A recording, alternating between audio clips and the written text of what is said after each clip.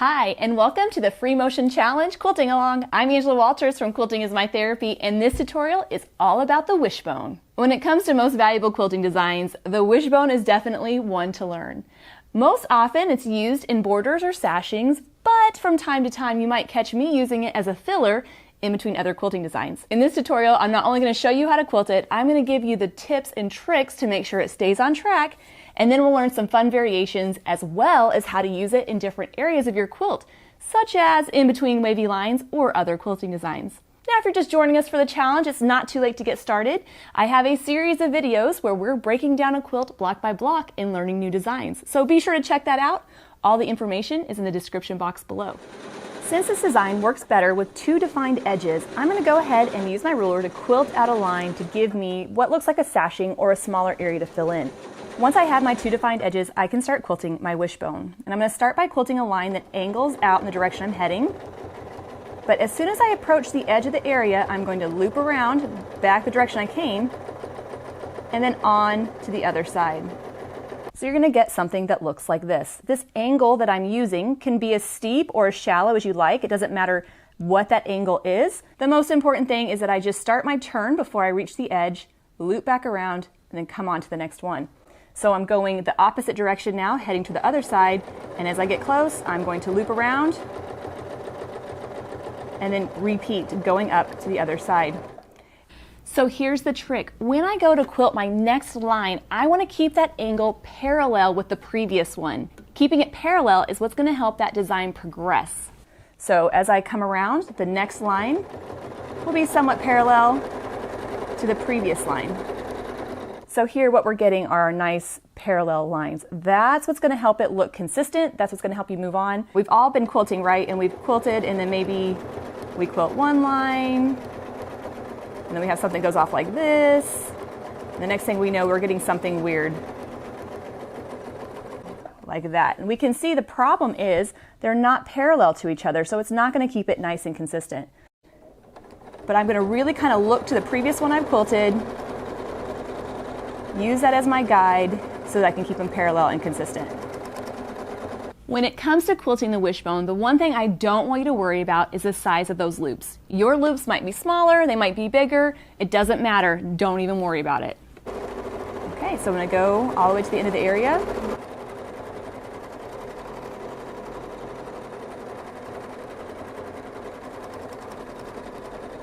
And there we can see our first row of the wishbones. All right, I'm going to go ahead and create another area, and then we'll talk about some different variations of it. Okay, so we've talked about the spacing and keeping it consistent, but the angle that you quilt these lines will determine how dense it is. I'm going to make that angle just a little bit more horizontal, and that's just going to give me more space for wishbones and make it a little bit more dense, which we know I love quilting things to death. I'm still doing the same thing by keeping those lines parallel to each other. As I'm quilting the wishbone design, I'm moving the quilt in a vertical motion. I prefer that because I feel like I have a little bit more momentum, but some people prefer to quilt it in a horizontal motion where they're moving the quilt horizontally. The trick is to try it both ways and see which one feels more comfortable to you.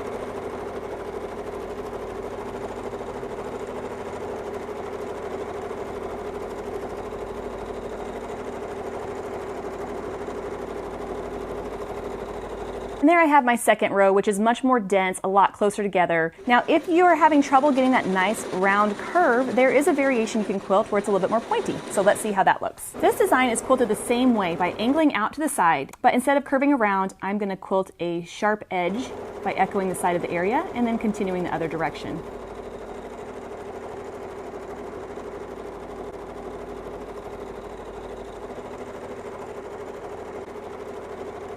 And as I'm going, you can see I'm getting a more angular, more geometric design. But what I want to point out is even though this has those straight lines, I'm not using my ruler. I don't want to take time to reposition it for every little teeny line, and that means I'm going to get something that's a little bit more organic and not perfectly straight.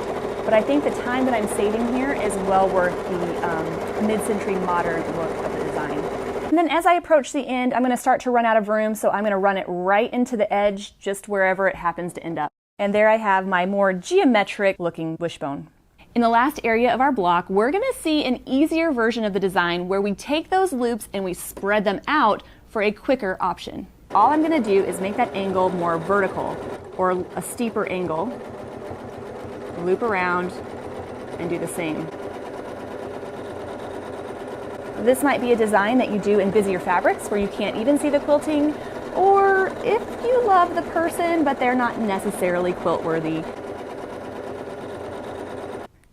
And there we have the different variations of the Wishbone for us to try on our quilts. I love the texture of them.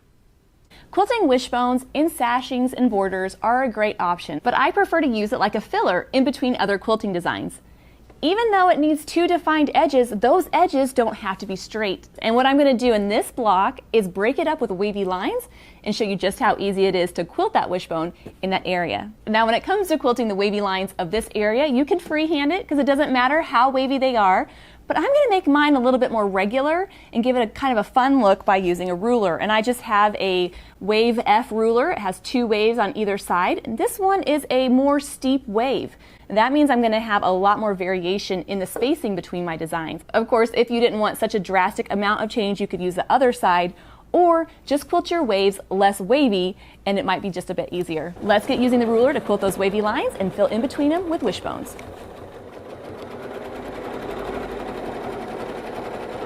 Now that I have my defined area, I'm going to start quilting my wishbones just as I did before. The only difference is sometimes they'll be longer and so quilting my parallel lines, but as soon as I approach the edge of the area, I begin my turn and then continue on.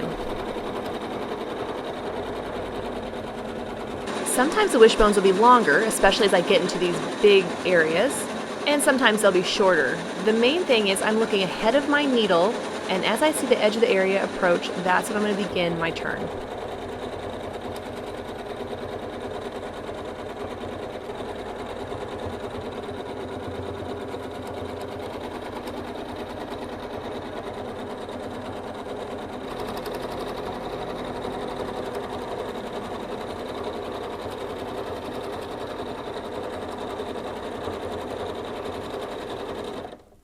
Now sometimes as you're quilting, you won't have a space that's curvy on both sides. You'll have one that's curvy on one side and straight on the other. I'm still going to approach it the same way by trying to keep those lines parallel and filling in the area.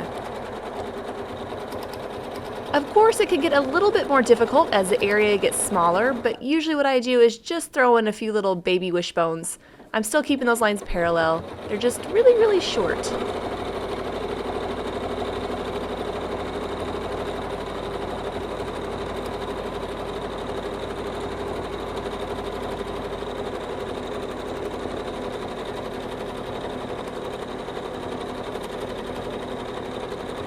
But if the area is too short, I'm just going to echo around or squeak my way through and then continue quilting my wishbones. As long as the whole area is filled in, it doesn't really matter what you quilt in there. Now I've rotated my quilt and I'm going to use the other side of my ruler to quilt some vertical wavy lines to fill in with those wishbones.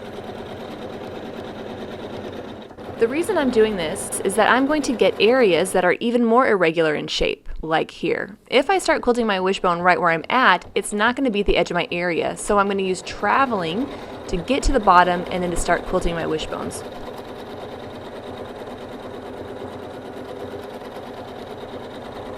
Even though the main reason I'm doing this is to show you how easy it is to fill in these areas, this is actually a great technique for breaking up those bigger areas of negative space on your quilt.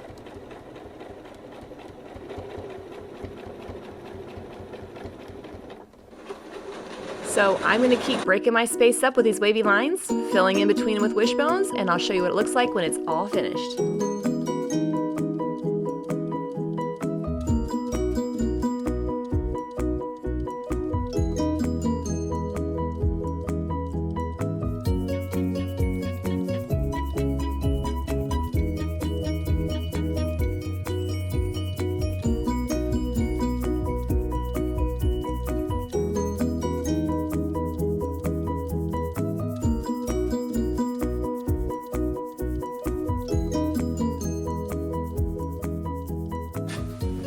And there we have our finished block. And what I love about this is that there's no plan. I'm just having fun filling in those spaces.